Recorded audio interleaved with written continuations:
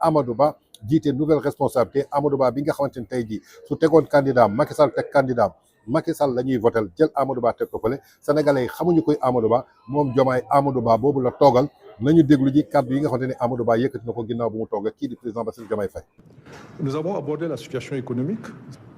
Je lui ai fait part effectivement des inquiétudes que j'avais par rapport à la situation dans son ensemble, d'autant plus que l'environnement international s'est dégradé et cela aura un impact sur notre pays. On le sent déjà dans des pays africains. Ce n'était pas prévu. Depuis 2 ou 3 mois, le monde a un peu changé. Et nous avons les conséquences de cette crise dans notre pays. Suggérer en tout cas que le gouvernement regarde cette question de très près, d'autant plus que ça va impacter l'ensemble des Sénégalais. Et aujourd'hui, en l'absence de marge, il est possible d'aller à des solutions qui peuvent être difficiles. La situation est très difficile pour tout le monde.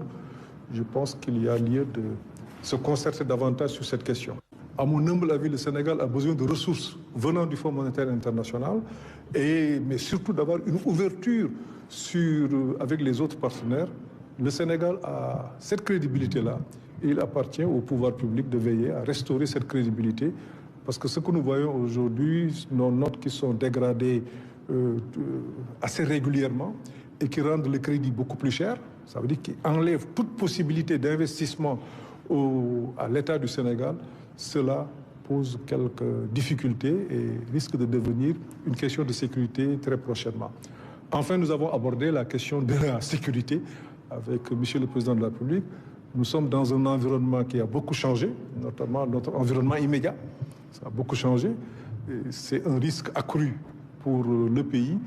Autant de problèmes qui exigent quand même qu'il y ait des concertations avec l'ensemble des acteurs. kon ñoo ko déggandoo muy kaddu Amadou Ba ancien premier ministre sous le régime du président Macky Sall patron de nouvelles responsabilités ginnaaw nag bu mu jëlee part daal alxamis bi ñu génn ci ndaje bi nga xamante ni moom président Bassirou Diomaye Faye daal dina koy sàkku daal ci ancien premier ministre de la République du Sénégal ci cadre dialogue national moom nag ci contexte bi nga xamante ni dafa marqué woon daal ci ay fortes attentes yoo xamante ni dafa soxal li nga xamante ni mooy politique sociale bi doon ay njàqare yoo xamante daal yu réel la jëmale ko suñu situation économique moom Amadou Ba dafa insiste daal ci benn nécessité pour que ñu indi ay tontu jëmale ko nag ci lu mu gën a gaaw mu doon lu crédible ba noonu loolu loo xamante ni lu pragmatique la ay préoccupation yoo xamante ni sénégalais dañ ko soxla moom Amadou Ba nee na souligné na daal kii di président Bassirou Diomaye Faye importance bi nga xamante ni réewu Sénégal soxla na ko tey ji pour ñu mën a préserver suñu crédibilité ba noppi renouer wu suñuy relation yu apaisé wu jaaxle ko nag ci benn crédibilité partenariat technique finance pour que ñu mën a éviter daal jafe-jafe yi nga xamante ni tey jii mi ngi installé wu daal jëmale ko nag ci li nga xamante ni mooy suñu Sénégal en tout cas doon na daal ay kaddu yoo xamante ni moom Amadou Ba jot na ko yëkkati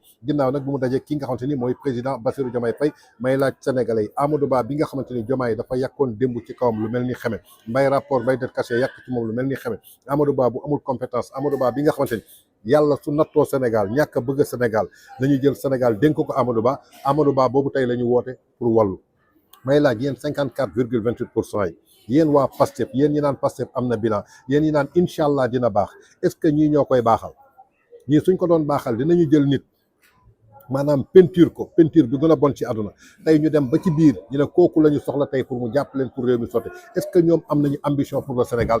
À vous de juger les Sénégalais.